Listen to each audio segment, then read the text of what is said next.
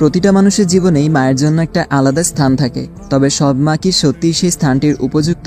সবাই বলে মা না থাকলে পৃথিবী অন্ধকার, কিন্তু নির্ঝর জানে সব অন্ধকারেই একটা উৎস থাকে। শৈশবের যতটুকু মনে পড়ে, মা নামক মহিলাটির কাছ থেকে কখনো স্নেহ, ভালোবাসা বা আগলানো কিছুই জোটেনি তার। বরং প্রতিদিন শুনতে হতো, তুই কিচ্ছু হবি না, বাপের মতোই ধ্বংস হবি একদিন।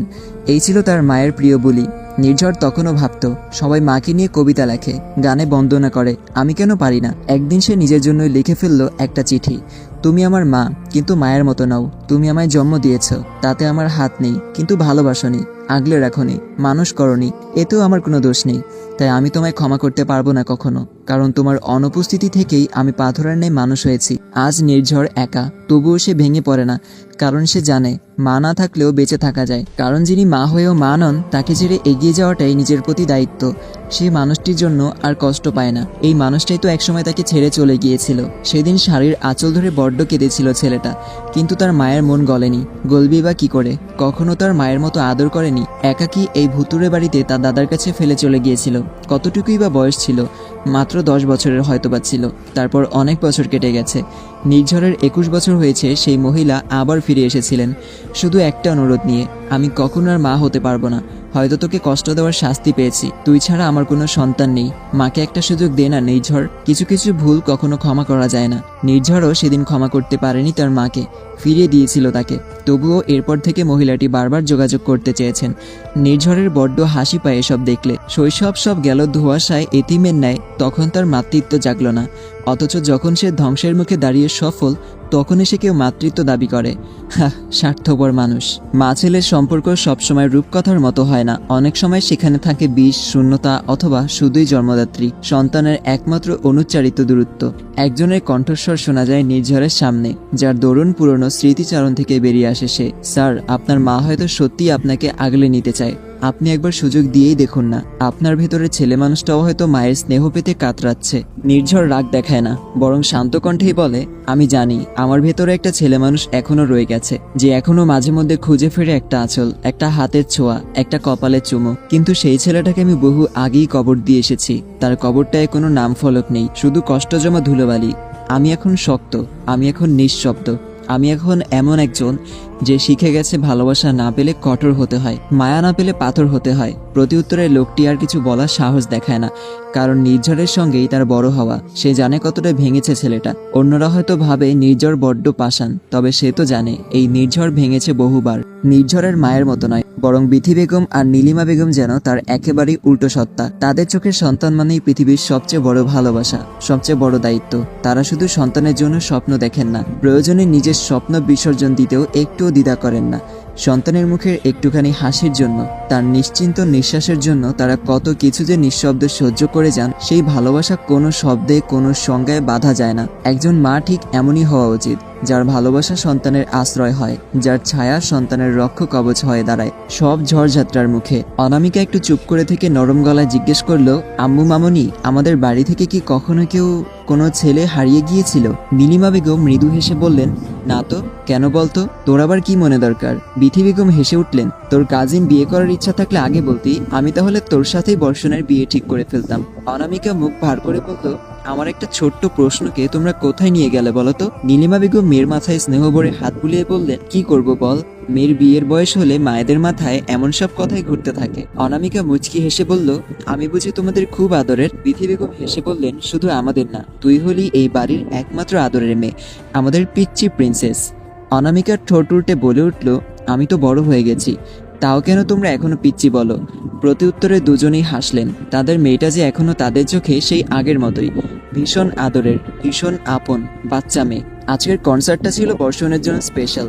হল জুড়ে মানুষের গলা ফাটানো চিৎকার, আলো ছায়ার ভিড়ে তার গানের প্রতিটি শব্দ যেন শ্রোতাদের হৃদয়ে সেধিয়ে যাচ্ছিল। তবুও সেদিন বর্ষণের মনটা খালি ছিল, যেন কিছু একটা ঘটবে, একটা ঝড়, যেটা শব্দ এখনো শোনা যায়নি, কিন্তু আসবেই। কনসার্ট শেষে ফ্যানদের সঙ্গে সেলফি তুলতে, অটোগ্রাফ দিতে দিতে ক্লান্ত হয় বর্ষণ। একা একাই গাড়ির দিকে এগিয়ে যাচ্ছিল। ঠিক তখনই পেছন থেকে একটা চাপা আওয়াজ, ধরাধরি গন্ধে মাথা ঝিমঝিম।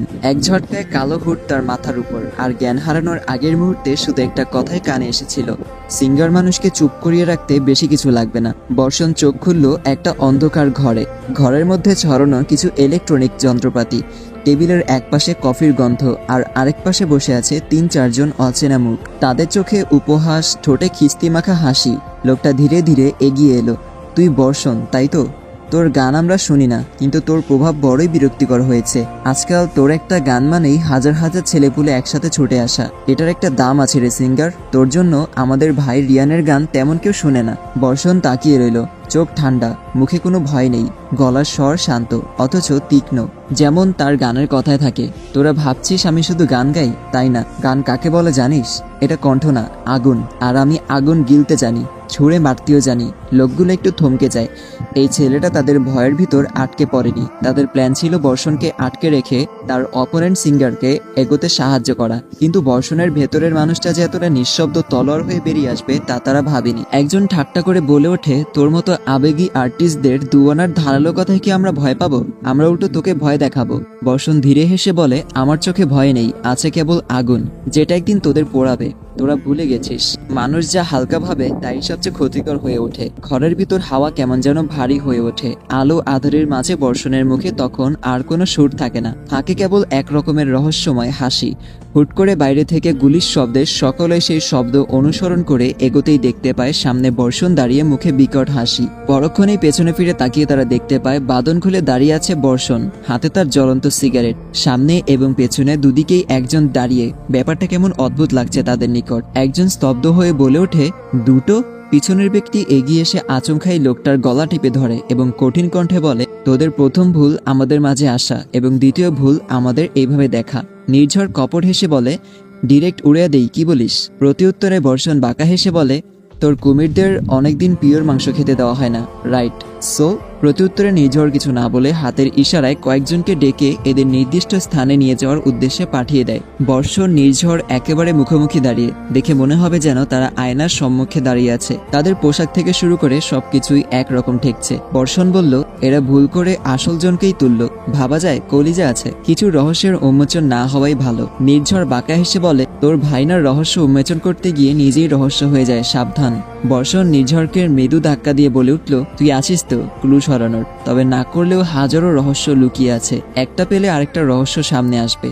নির্ঝর বলল, যেখানেই জীবনের শুরুটা ভুল দিয়েই হলো, সেখানে আলাদা রহস্য থাকার কি জিনিস? বর্ষণ বাঁকা হেসে বলে উঠল, দে ওদের রহস্য উন্মোচনের লাইসেন্স। যারা রহস্য উন্মোচন করতে যাচ্ছে, আমিও দেখব এই বর্ষণের রহস্য কিভাবে ওরা উন্মোচিত করে।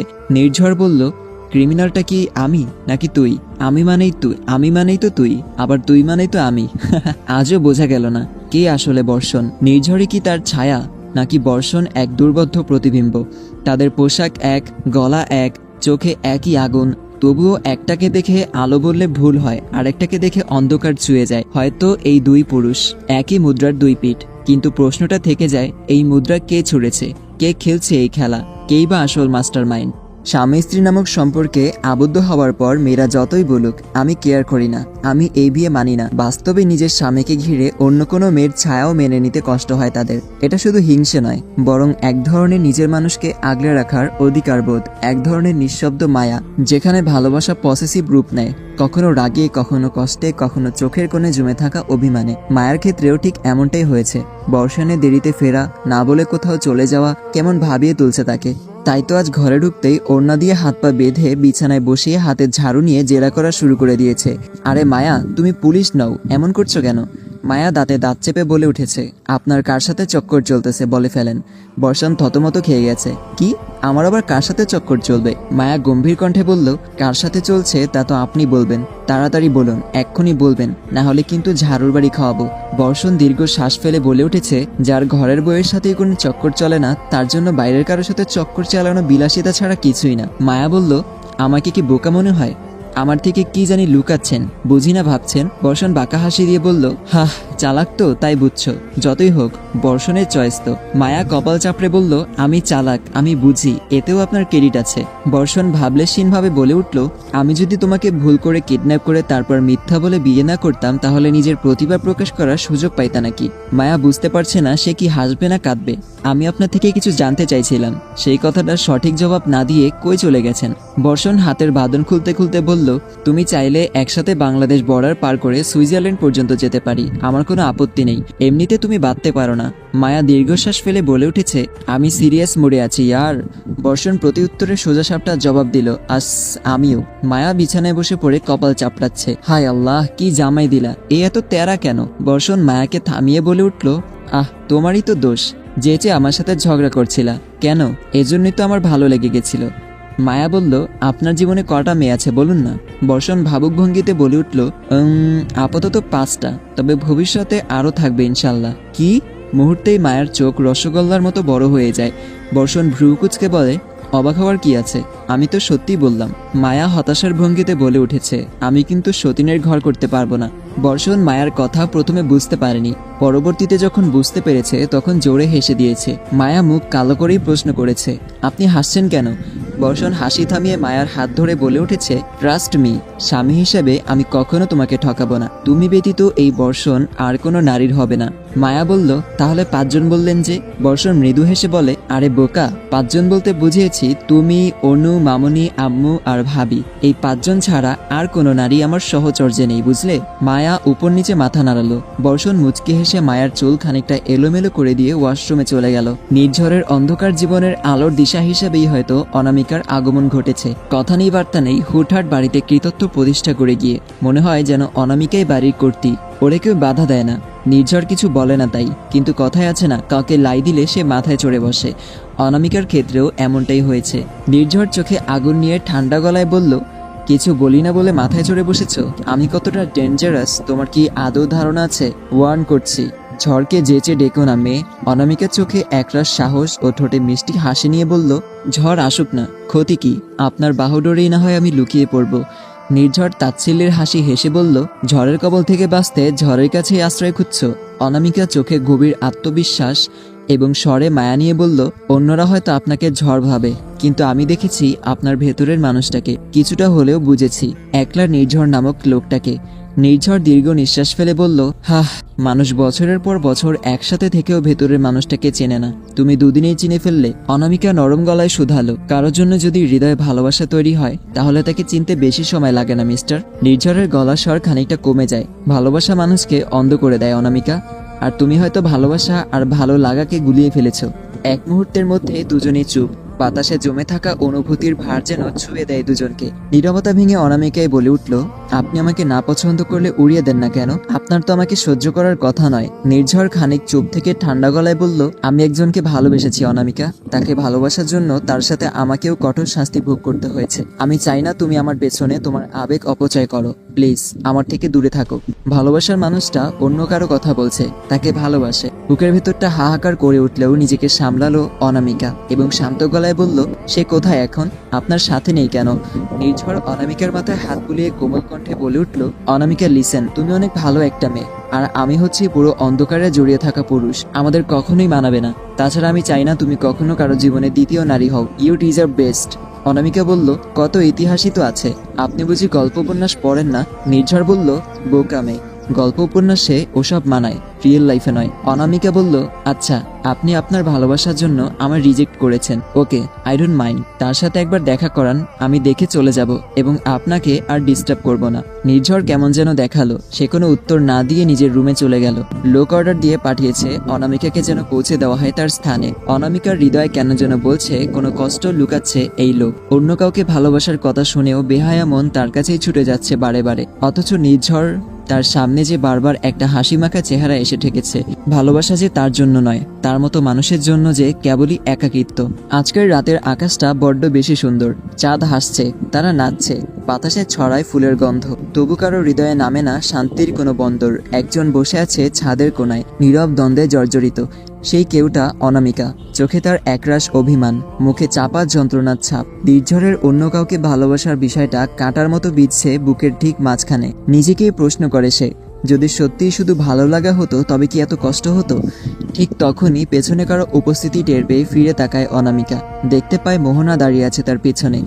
মুচকি হেসে অনামিকা বলল, ভাবি, এত রাতে এখানে ঘুমাওনি নাকি ভাইয়াকে মিস করছিলে? মোহনা এসে পাশে বসে আকাশের দিকে তাকিয়ে হালকা গলায় বলে, তুমিও তো ঘুমাওনি, আর উনি ফেরার সময় হলে ফিরে আসবেন। এমনিতে আজকের আকাশটা কিন্তু সত্যিই খুব সুন্দর। অনামিকা কেবল মাথা নাড়ে।